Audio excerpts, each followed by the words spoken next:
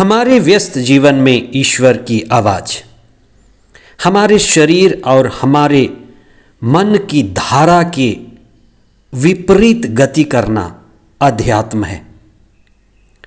जिधर नदी की धारा बह रही हो और उसी जलधारा के साथ हमें तैरना है तो जलधारा हमें बहा ले जाएगी। हमें तैरने में बड़ी आसानी होगी और जिस दिशा में हवा बह रही हो और उसी दिशा में साइकिल चलाकर जाना है तो वह आसान है। बात तब बिगड़ती है जब हमें हवा के विपरीत साइकिल चलानी पड़ती हो। बात तब बिगड़ती है जब नदी की धारा के विपरीत तैरना हो। इसे ही हम संघर्ष और चुनौती कहते हैं।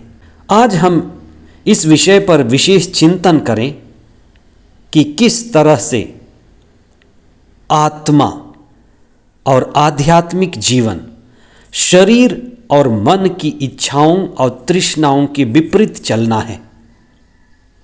धार्मिक और अधार्मिक व्यक्ति के विचार में बड़ा भेद है।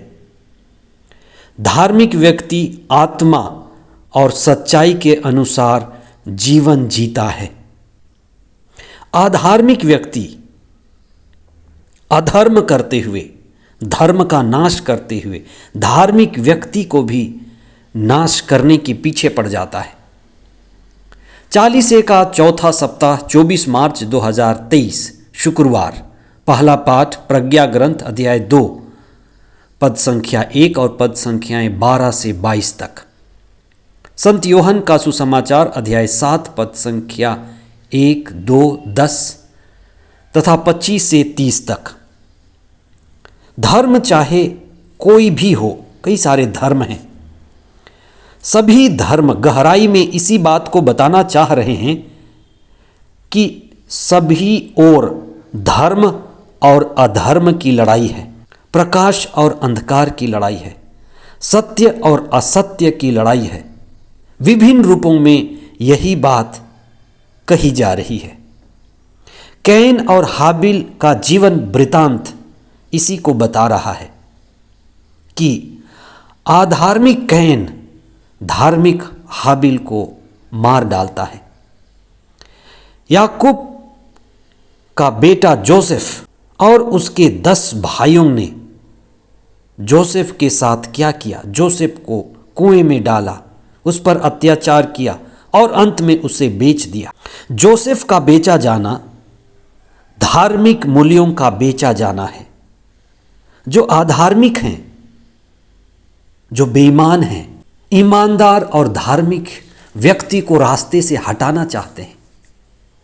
हेरोद और हेरोदियस दोनों ने मिलकर यूहन्ना बपतिस्ता के सिर को कटवा दिया। यूहन्ना बपतिस्ता धार्मिकता के प्रतीक हैं। ईसा ने मंदिर में चल रहे अधार्मिक क्रियाकलापों के विरुद्ध आवाज उठाई और मंदिर को साफ करना चाहा। मंदिर में व्यवस्था लानी चाहिए। उन्हें शहर के बाहर अधार्मिक घोषित करके मार डाला गया। जो ईमानदार है, सत्यवान है, धार्मिक व्यक्ति है, उसको धार्मिक होने की कीमत चुकानी पड़ती है। धार्मिक व्यक्ति को अपना जान देकर सत्य और आत्मा को बचाना पड़ता है और यही मुक्ति का मार्ग है। ईमानदार, सत्यवान और धार्मिक व्यक्ति को आत्मा का और सत्य का साक्ष्य देना पड़ता है और बहुत बार कष्ट सहकर, अत्याचार सहकर, स्वयं दुख सहकर उस आत्मा को और सत्य को बताना पड़ता है। ईसा ने यूहन्ना के सुसमाचार अध्याय 16 पद संख्या 33 में बहुत महत्वपूर्ण बात कही है जिस पर हमें चिंतन करना है। संसार में रहते हुए तुम्हें क्लेश उठाना पड़ेगा, पर याद रखो मैंने संसार पर विजयी पाई है। जब तक हम संसार में हैं, सत्य के साथ हैं, आत्मा के साथ हैं, तो लोग हमारे विरुद्ध होंगे, वो हमारे विरुद्ध आएंगे और ये कष्ट हमें झेलना ही पड़ेगा।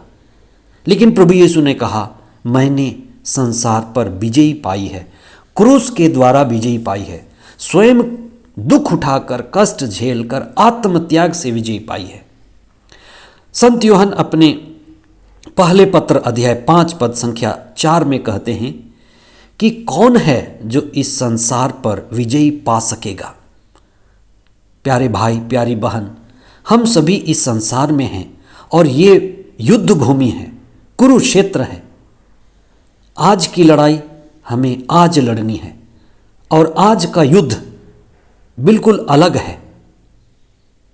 लेकिन बुराई की ताकतें, शैतानी ताकतें, नकारात्मक शक्तियां वही हैं जो विभिन्न रूपों में, चेहरे में हमारे बीच में हैं।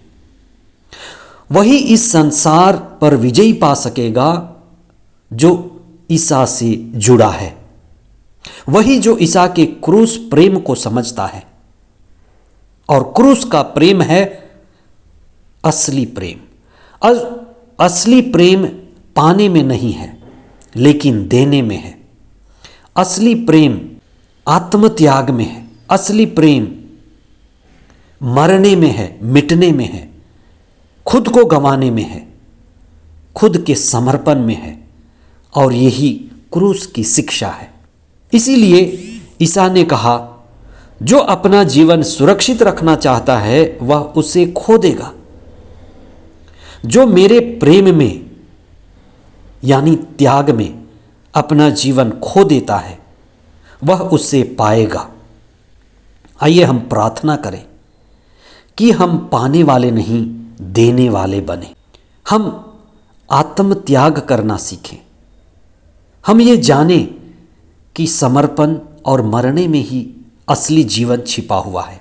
जीवन विरोधी जितनी भी ताकतें हैं ये रहस्यात्मक हैं कि क्रूस उठाने में, आत्मत्याग में वास्तव में असली प्रेम छिपा हुआ है।